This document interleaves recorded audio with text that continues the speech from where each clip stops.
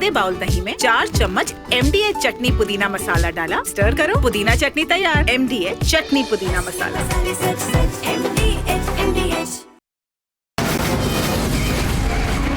From the Republic Media Network headquarters, it's time for Arnab Goswami on the debate.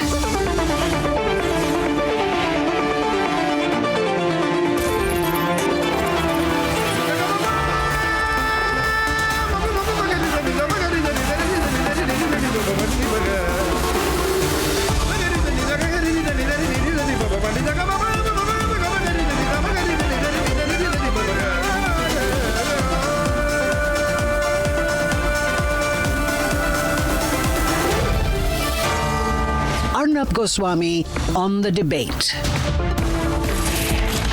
On the show tonight, Air India crash raises serious questions about the way the Tata Group has been managing the airline and the questions of links between Air India and some firms who they are working with in Turkey. At 8:30 p.m. tonight, an exclusive interview with the ambassador of Israel to India on why they struck Iran and killed Iran's nuclear experts. At 9 p.m. tonight, we go deep into what went wrong with AI 171, what led to the crash that claimed the lives of 241 passengers.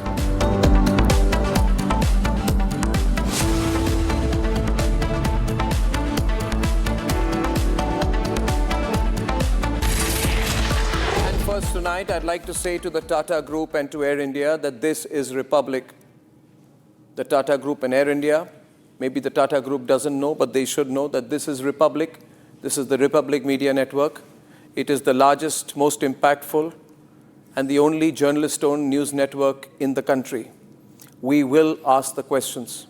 We don't believe in this PR approach. And to those in Air India trying to contact us informally, I would say contact us formally and give us your point of view, we'll carry it. But we don't believe in PR.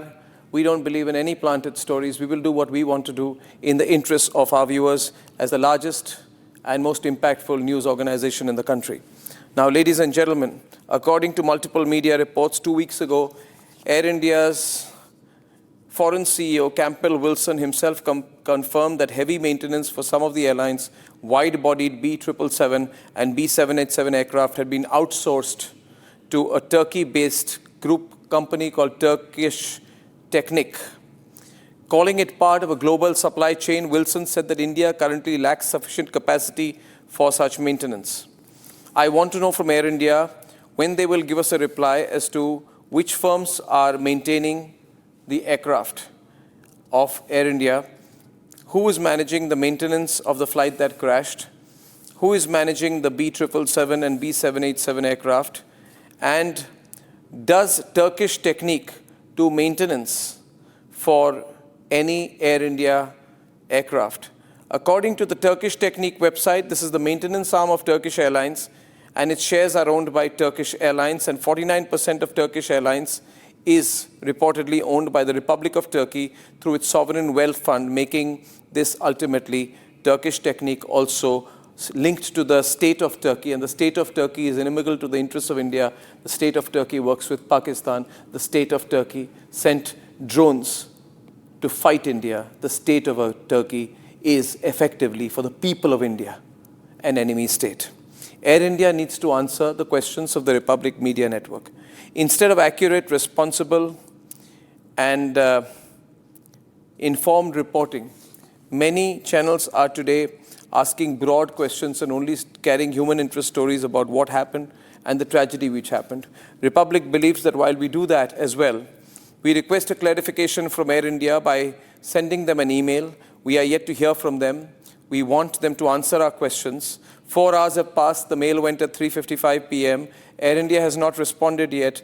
And my question is that, one, based on information currently available to us, Air India's maintenance contract with Turkish Technic remains valid till 31st August 2025.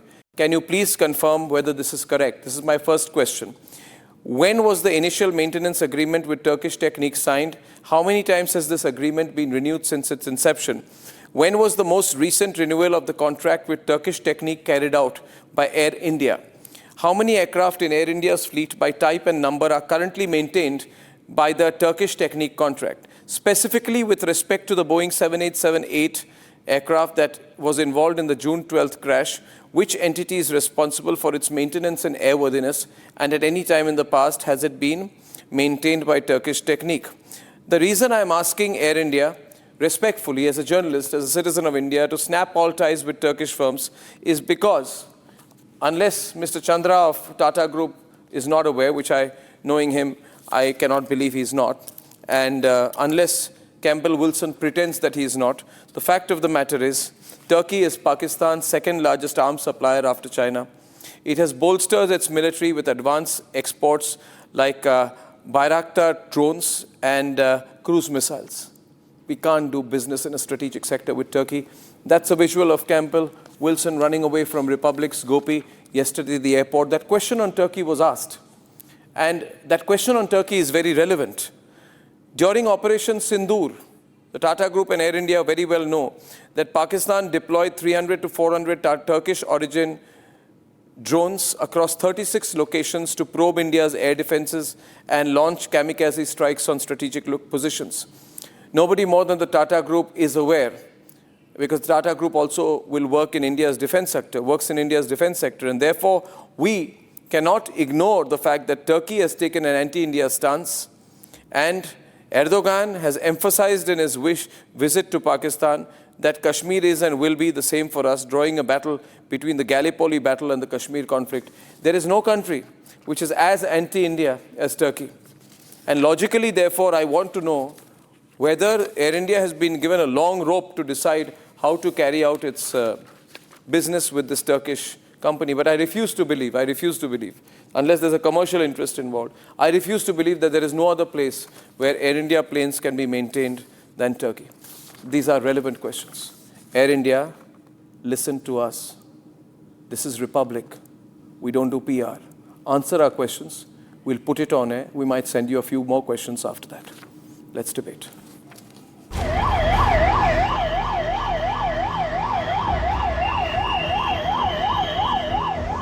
The crash of Air India flight AI-171 has once again brought flight safety concerns back to the forefront. The Boeing 787 aircraft that was involved in the crash has a history of manufacturing concerns raised by whistleblowers based out of the United States. I have analyzed Boeing's own data to conclude that the company is taking manufacturing shortcuts on the 787 program that may significantly reduce the airplane safety and the life cycle. Since 2013, there have been serious issues on the 787 program, not properly closing thousands of gaps in its assembly of the fuselage on major joints. The concerning record of Boeing 787 combined with Air India's recent technical snags in various cases have raised serious operational concerns at Air India, drawing ire on flight safety standards. As per documents accessed by Republic, in the last 2 months, Air India received close to 15 show cause notices from the DGCA, India's civil aviation regulator, on issues ranging from expired emergency equipment, unauthorized cockpit entry, and old registration and certification of aircraft. Just yesterday, on June 12th, another Air India flight, AI-3416, flying from Chandigarh to Leh, made an unexpected turnback after the pilot reported low pressure in the green hydraulic pump. But when inspections took place on the A320 aircraft, it was found that there was a leak in the hydraulic line in the nose gear area. Serious questions are being raised on Air India's flight maintenance, repair, and overall standards. Amidst this, it is learnt that Turkish firms too are involved in the maintenance of some of Air India's wide-bodied aircraft, also of the Boeing fleet. However, after Operation Sindoor, the involvement of Turkish firms in India's civil aviation has been under DGCA scrutiny. The DGCA gave final 3-month extension to Indigo to terminate its damp lease of 2 Turkish Airlines Boeing 777 aircraft. On May 15th, Bureau of Civil Aviation Security had revoked the security clearance of Istanbul-headquartered Celebi Aviation, citing national security, though this matter is sub judice now. Earlier this month, Air India CEO had said that they will recalibrate where they sent their aircraft for maintenance and look for alternative in the light of the recent developments. Republic questioned the Air India CEO Campbell Wilson about the scope of the company's alleged partnership with Turkish Technic. India still have contract with Turkish Technic? I don't think this is the appropriate time to talk about that. We're very focused on supporting the families and everyone affected by today's incident. We just wanted to know, is Air India accountable for this? Look, it's our aircraft, it's our crew. We need to make sure the investigation is well supported. But first and foremost, we want to look after the people that have been affected by this incident. One last question. There were multiple show cause notices given. Why were they ignored? I don't believe this is the appropriate time to talk about things that are unrelated to this incident. You would at least have information about the Turkish Technic. Do you have contract with Turkish Technic? As I said before, this is not the time to talk about that. We're focused very much on the people that have been affected by this incident. No? Just yes or no. Mr. Wilson, please say yes or no. Republic has also sent a detailed questionnaire to Air India, inquiring about the scope and extent of its alleged partnership with Turkish Technic. As of now, Republic has received no official response to these queries. The big question remains: is it time for Indian Airlines to suspend ties with Turkish firms, including in the domain of aircraft repair, maintenance, and overhaul?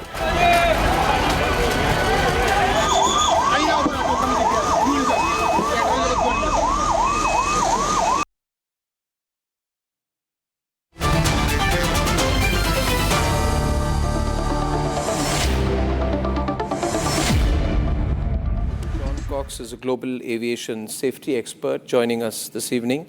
And my first question is to Christine Negroni, also joining us live. She's a very well-regarded air safety specialist and a veteran aviation journalist. Ms. Negroni, I'd like to come to you first. How do you view the incidents and the information that is now available, as of now, on the basis of information we have about the Air India crash? What is your initial understanding of what could have happened? Or what could have been the contributing factors to this tragedy?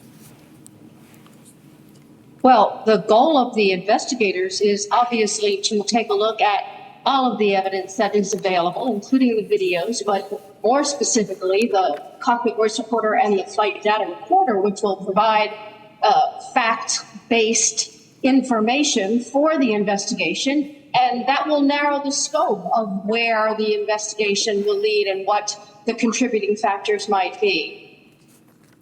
That's the way it's done. Yeah, I do understand. But it has been said that this has been seen to be a very safe aircraft, the Dreamliner, in the past. Have there been any history of incidents with this particular, plane, which have raised questions on the safety front, even though they might have been not been? I think yes. I think it's been well reported around the world that the Dreamliner has had a troubled past. It entered into service and then was immediately pulled out of service for 2 months because of lithium-ion batteries and the design of the lithium-ion batteries, which allowed it to get overheated and then go into thermal runaway. So there was that, and as your reporter mentioned in her news report, the whistleblowers have made it clear that in the assembly plant in South Carolina, there have been problems that created a need for the FAA to provide oversight to the manufacturing of the Dreamliners. So for when journalists say it's an extremely safe aircraft, I'm not exactly sure what they're basing that on, because safety is determined by a lot more than just whether people die. It's determined by incidents and events that happen that are not expected and things that are learned about the way the airplane may perform in service. So would I say it's a safe airplane? I would say that it has a troubled past, and we need to look at it from that perspective. Absolutely. Which raises one other question. How is it, Captain John Cox, that Air India, being a large airline and India being the third largest aviation market in the world, did not, raise these issues earlier. They don't appear to have been specific issues raised about Boeing 787-8 aircraft in India at all in the past. Well, after this I'm sorry, I tragedy, can't. the focus right now needs to be on understanding what happened. It would be premature and it would be speculative to say that there's a problem with the airplane, the fleet, until we understand what happens. Fortunately, the recorders, the cockpit voice recorder, flight data recorder, I believe have been recovered. That will give us insight into what happened here. Until we have that information, the focus needs to be on understanding what happened in this tragedy, and let the investigation unfold, let the investigators do its work so that we can prevent a reoccurrence of any of something like this. How long would that take to get some initial report on what might have happened? I think that we're fortunate because the 787 is a very modern airplane, so the recorders are thousands of parameters. If the recorders are in good shape and can be downloaded, the investigators will know an awful lot probably within a week.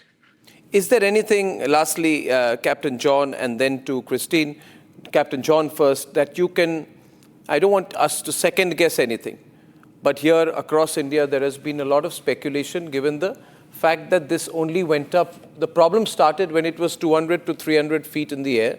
The plane has taken off, and then it appears to stall, and there's an attempted lift-off again, with the nose little tilted up again. As a layman, the question to you is there something you sense? I'm not asking you to say anything conclusively. Is there anything this points a direction towards this? What is this no thrust, no lift kind of situation that accompanied the Mayday call? With the Mayday call, it was also no thrust, no lift, which was apparently the words that were used. I understand, and the videos which the investigators will look at will help, but they're grainy. The fidelity of the videos is not really sufficient to conclusively determine if, for example, the wing flaps and slats were properly deployed. That will be on the flight data recorder. So the information right now is all premature. And as an aircraft accident investigator for some 35 years, I know that a lot of initial information turns out to be incorrect. So right now, what we know is the airplane initiated takeoff roll. It came off the ground. It appears about normally.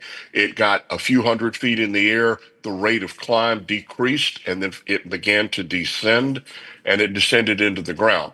So those things, those are facts we can determine. The cause of it at this point, we don't have enough information, enough evidence to make any even speculative guesses. Ms. Negroni, would you like to add to that? Well, John said it all perfectly, and that is that it looks like a lot of things, or it looks like some specific things based on the video, but the fact is we can only talk about it now, but in a matter of days, the knowledge will be there, the data will be there, the indisputable data will be there. What's interesting about improper configuration, and John, as a pilot, will certainly speak to this better than I, is that it's very difficult for pilots to ignore an improper configuration warning. So that makes it curious that if this plane was not properly configured, why? Was that a pilot issue? Was it an airplane issue? Did it start off with proper configuration and then suddenly fail? These are the things we don't know now, and the video's not illuminating about that. But he's correct. This is not going to be a mystery for long, and it will become clear what happened. The next question is why it happened, and that's a little bit more tricky. I understand. Well, John and Christine, I thank you both very much for joining us and throwing light on what the basis of information that we have as of now. Thank you very much for joining us this evening. I have a latest statement that has come in from the CEO of Air India. It's a video statement. Could we please play it out? Good evening. I am sharing this message from Ahmedabad, where Air India flight AI 171 to Gatwick crashed shortly after takeoff yesterday. Tragically, since my first briefing, we have confirmed that 241 of the 242 passengers and crew perished in the incident. All of us at Air India are devastated by this loss and grieve for those affected, their families, and their loved ones. Air India's advanced team of nearly 100 caregivers and 40 engineering staff has now arrived in Ahmedabad. The technical team is now helping at the site, and our caregivers are providing support to families. Many more caregivers are travelling to Ahmedabad to provide further support.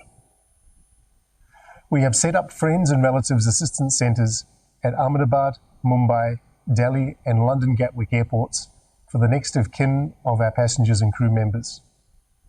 These centres are facilitating their travel to Ahmedabad and providing them full support. The Tata Group, our parent company, has announced that they will provide 1 crore rupees, or approximately 85,000 British pounds, to the families of each person who lost their life and will cover the medical expenses of those injured. We are also deeply concerned for the well-being of the students of the medical hostel involved in the accident. Air India is committed to providing full and unstinting assistance in these difficult times. This morning, I visited the crash site and was deeply moved by the scenes. I also met key stakeholders in the government and assured them that Air India is committed to full cooperation with those working on the ground and to the investigations.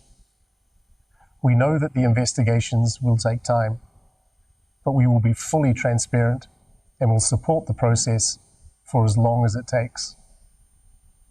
Air India will continue to do everything we can to care for those affected by this tragedy and to uphold the trust placed in us. Thank you. A prepared statement that means absolutely nothing. My first question is to General Bishambar Dayal, joining us now, and we have Group Captain G.P. Bajpai, former flight safety consultant with Air India. We have Akriti Bhatia. She's joining us on the other side tonight on the Turkey question.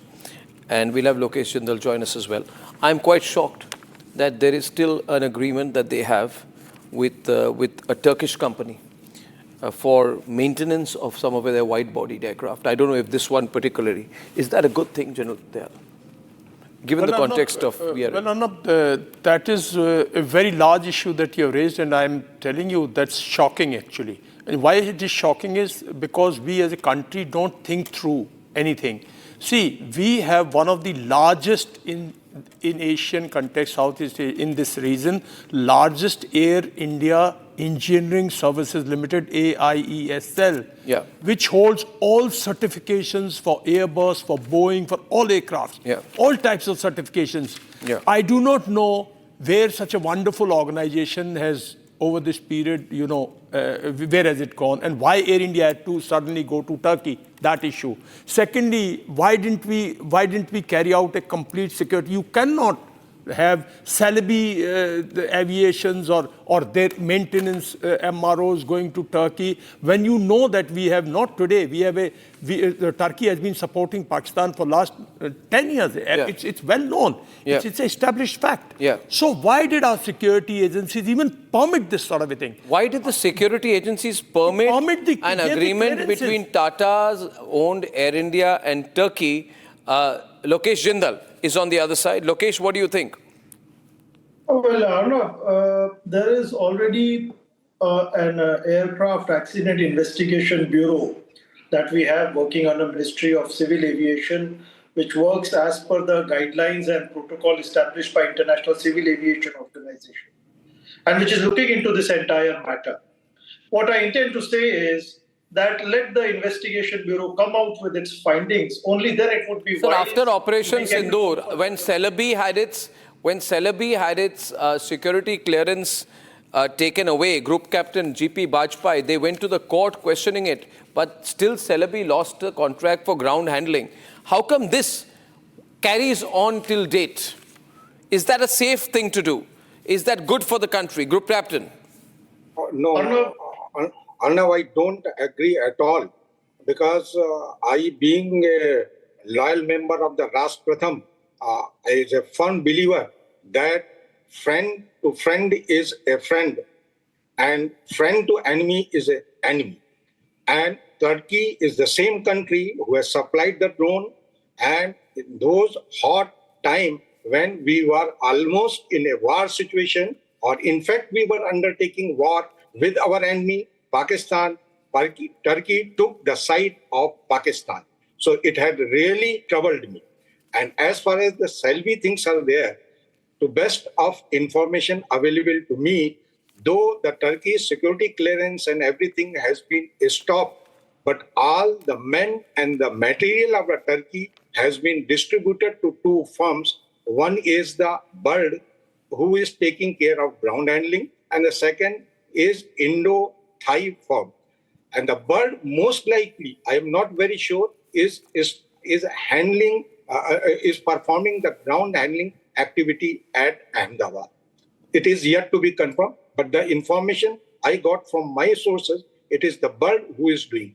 So you might have changed the owner, but the man, the philosophy of working, the thinking of them will remain same.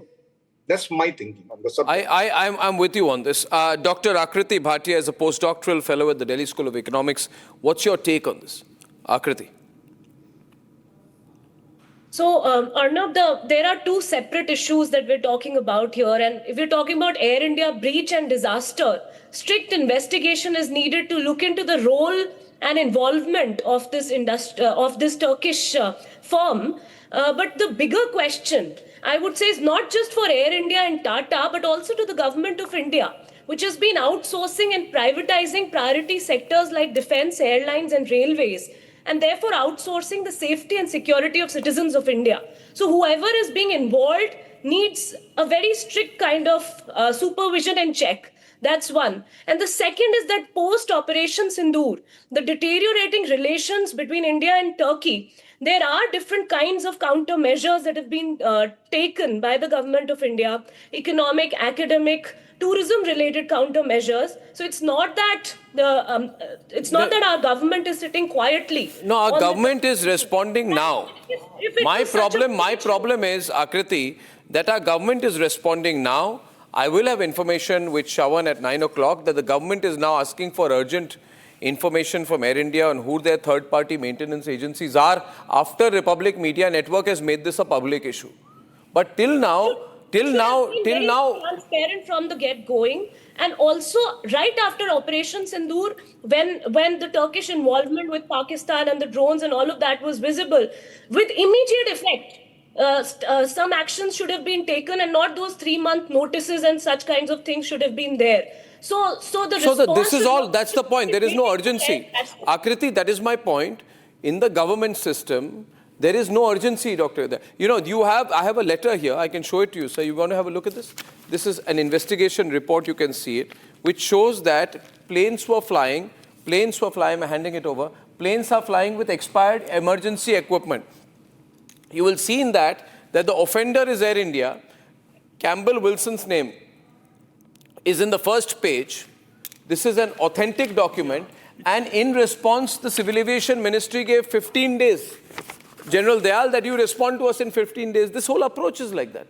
No, our entire approach to safety and security, Arnab, whole India knows last 40 years we are suffering at the hands of our adversaries, those who cannot stand India, those who have been undermining Indian security, safety of our people, right? They can go to any extent. When a country lives around such hostile, adversaries, correct, we got to be very, very, and when we have resources.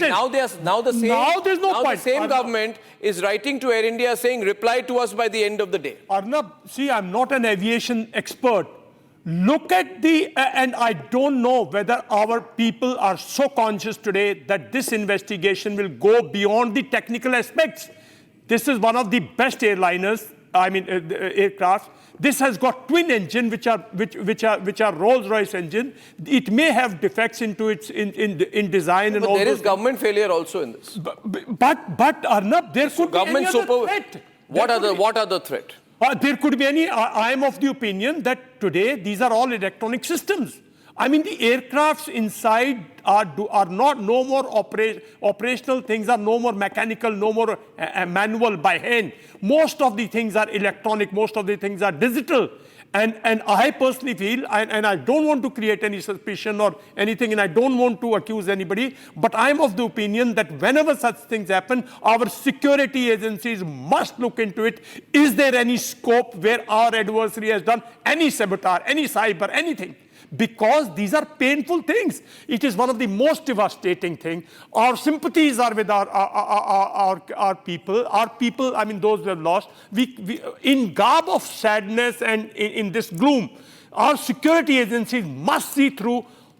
Actually, till we do not stabilize with two such heinous adversaries for 30 years, 20 years, this should be our top priority. Yeah, but one priority in India becomes after this buying time. I suspect Air India, Government of India, all parties involved will express their condolences, their grief, and then they will buy time. See, and the attempt to buy time will continue for some time till the grief and anger rolls over, and then they can do their own way of handling it. I'm concerned about this. See, I'm a cynic when it comes to this. It has taken off. All security, all technical checks have been done. It has just taken off. It's a twin engine. Twin engines have never failed. I mean, there are twin engines. One engine is capable of lifting it. It has not gone beyond a height. I mean, either it would have overslept, overgone into this, all those things. I mean, I'm not an aviation expert, but what I feel as a security man is that we got to be very careful. I mean, the whole area should have been sanitized. We don't know what adversary is thinking. We don't know what sort of, you know, when you have people like Munir breathing over your population every time, and when they get recognition, you got to be more than careful. I'm not trying to derail your debate. I'm not. No, I'm not. I'm not accusing you of derailing the debate. We are not. I am in fact in agreement. But I want to bring back the focus location, the Turkish issue. How can Indian airlines, by which I mean whether Indigo, Air India or any other airlines, work with Turkish companies? Well, Arnab, all these issues are administrative.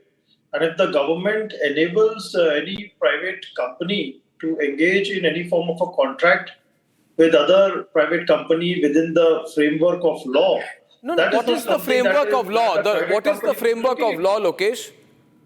What I'm saying is, if the government comes out with a clear-cut statement that all the contracts are severed and I agree. The government must have a policy and must not act on the basis of information coming on the media. I'm sure the information was available with the government. Unilaterally, any company cannot sever the agreement. That will be the country to take a position. Contract law. No, the government can give a direction.